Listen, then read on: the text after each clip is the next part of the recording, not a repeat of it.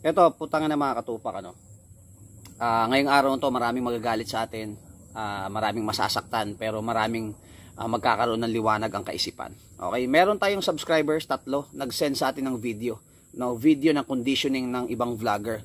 O, King Pak, bakit ganito? King Pak, bakit ganito? Pagawa mo naman ng vlog to kasi kawawa naman yung mga makakapanood na bago. Okay, pag-usapan natin yan. Tayong mga vlogger, obligasyon natin na ibahagi yung experience natin, kung ano yung ginagawa mismo natin. Yung mismong ginagawa mo, hindi yung mga naririnig mo lang, yung talagang experience mo, i-share mo dun sa mga viewers mo. Kasi kawawa yung mga bago na sabungero, bagong mga manonood, mapapanood yung putang inang kakupalan na video mo na conditioning, tapos putang inang yan, malayo, malabo sa sabaw pa ng pusit. Maitim pa sa sabaw ng pusit. Okay, isipin mo mga katupak, sa atin, pinanood ko, 7 days conditioning.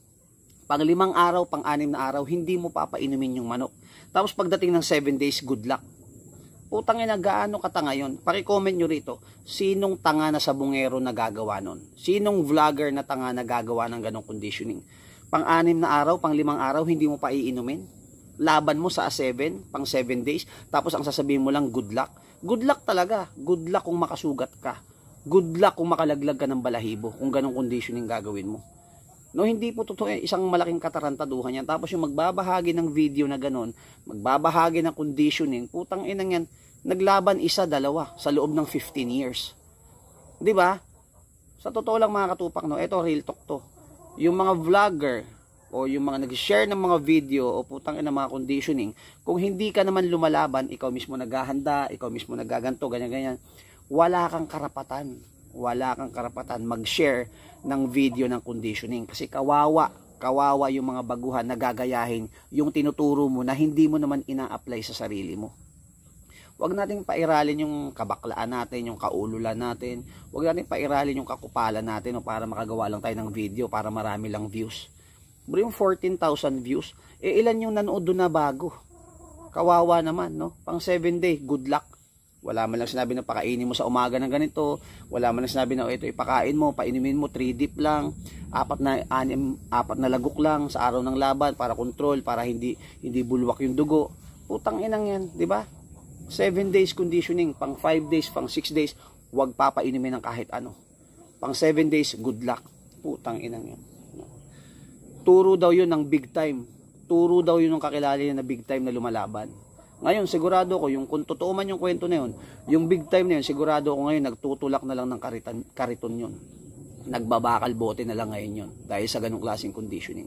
Etong mga katupak na hindi yan paninira. Real talk yan. Ako, hingihan mo ako ng laban. Bukod pa yung mga binura ko, 100 mahigit na laban, kaya kong isend sa'yo. Sa sobrang dami. Kasi ako, lumalaban talaga ako. At yung binabahagi natin na conditioning, yan talaga yung ginagawa ko. Experience. Yung sinasabi ko, yan yung experience ko. Hindi ko sinasabi na magaling ako, hindi ko sinasabi na lagi akong panalo. May mga talo din ako, normal yun. Normal yung matalo ka, normal yung manalo ka. Pero yung share ka ng share na conditioning, tapos putang ina mo, wala ka naman laban, isa kang ulupong. Ganong kakakupal. Kawawa, no?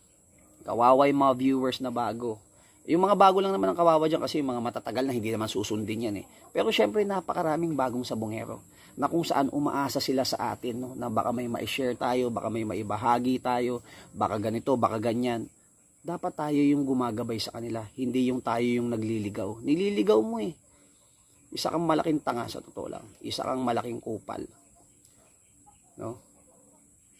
Kawawa talaga. Good luck. Good luck talaga. Yung pang 7 day, good luck. 5 days, wag pa inumin. 6 days, wag pa inumin. Pang 7 day, good luck. Putang ina, good luck kung makasugat ka. Yan, marami, no? Mga katupak, maging vigilant tayo. Ibig sabihin, vigilant, mapagmasid ka, maging mautak ka, oh. Totoo kayo sinasabi nito. Isang malaking kalokohan yun. Pang 5th day, pinapainom pa rin yan. Pang 6th day, pinapainom pa rin yan. Pang 7 day, control. 3 to 4 dip lang. Depende sa oras ng laban. Ganun lang siya kasimple. Huwag tayo magbida-bida. Wala ka naman laban. Ang dami dyan putang, ang lalakas ng loob na putang ina mag-share na conditioning. Ganito gawin mo, ganito magbitaw. Putang ina, hindi naman nagbibitaw sa ruweda. O ganito pointing, o ganito maglaban, ganito paano hindi masugatan sa ruweda. Eh hindi ka nga bumibitaw sa ruweda. Gaano ka kakupal? Ayan mga katupak, sana naliwanagan yung mga bawat isa dyan, sana namulat yung mga mata nyo, maging vigilant tayo. Okay, dapat observant ka. Parang hindi naman totoo yung ginagawa nitong conditioning, parang malabo. Hingian nyo ng video. O baka sabihin nyo sa akin manggaling, sige, yung mga vlogger dyan na bida-bida, hingian nyo ng laban. Ang isasagot lang sa inyo yan, hindi kasi ako nagsasabong, hindi kasi ako nagsusugal. O wag ka mag-share ng video ng conditioning kasi wala ka naman laban. Wag ka magbida-bida, wag kang kupal. Ganun lang kasimple yun. King Pak yan. Sa kaharian ni King Pak, lagi niyong tatandaan to. Para maging mabuting sabungero kayo, para maging okay tayo lahat, dapat maging tunay kayo. Honest dapat tayo sa isa't isa. Pagkakatiwalaan ka, meron kang paninindigan sa sarili. In the future, maaabot mo kung ano yung gusto mo. Basta magpakatotoo ka lang.